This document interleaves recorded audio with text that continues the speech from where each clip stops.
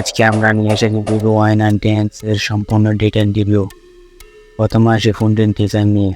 Vivo Y19s দেখতে একদম premium গ্রেডের, হাতে খুব আরামদায়ক মনে হয়। ফোনটির ওজন প্রায় 198 গ্রাম, যা প্রতিদিন ব্যবহার করতে দারুণ হবে।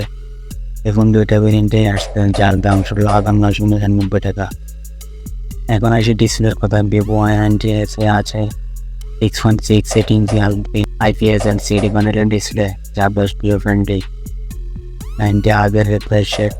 আপনি যদি গেমিং পছন্দ করেন তবে এটি খুবই উপভোগ করতে পারবেন। এছাড়া বর্ণের চমৎকার, সানলাইট ও স্ক্রিন দেখা নিয়ে কোনো সমস্যা হবে না।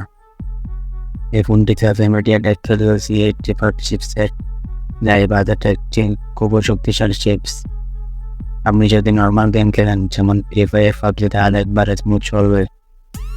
তবে অনেক হাই গ্রাফিক্স গেম হয়তো কিছুটা ল্যাগ হতে পারে। 6 GB RAM আর 128 GB স্টোরেজ থাকে, মাল্টিটাস্ক পুরো সমস্যা হবে না।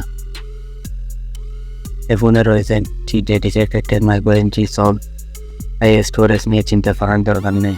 এর ব্যাক ক্যামেরা যেটা আপনি পাচ্ছেন 50 মেগাপিক্সেলের মেন ক্যামেরা, ছবি তোলার জন্য ক্যামেরা ডিশ খুবই ভালো, বিশেষ করে দিনের আলোতে ছবি চাপ আর ডিটেল থেকে। রাতে বা বলে কিছুটা নয়েজ দেখা যেতে পারে, তবে বাইরে অনুযায়ী এটা স্বাভাবিক। সামনে আছে 1 মেগাপিক্সেলের সেলফি ক্যামেরা, যা সেলফি এবং ভিডিও করার জন্য যথেষ্ট ভালো। ভিভোর ক্যামেরা চমৎকার ফুটপ্রিন্ট মোটর রয়েছে। এতে রয়েছে 5,000 mAh ব্যাটারি, যা একবার চার্জে সহজে 2 দিনের বেশি পর্যন্ত চালানো যাবে। ব্যাটারি ব্যাকআপ নিয়ে আপনার কোনো চিন্তা নেই, ফাস্ট চার্জিং সাপোর্ট রয়েছে। তবে এখানে একটু অফসোস যে 15 ওয়াটের ফাস্ট চার্জিং রয়েছে, যা বর্তমান সময় একটু কম হয়ে যায়, কিন্তু এই প্রাইস পয়েন্টে একটু বাড়িয়ে দিলে ভালো হতো। ফোনটিতে চলছে Android 14 এর পাশাপাশি Vivo OnePlus OS 14। ভিভোর কাস্টম UI খুবই সহজ এবং ইউজার ফ্রেন্ডলি, কোনো ল্যাগের সমস্যা পায়নি। ফোনে রয়েছে আরও বেশ কিছু স্মার্ট ফিচার, যেমন সানমেন্টেন ফিঙ্গারপ্রিন্ট সেন্সর, সাউন্ড সিস্টেম।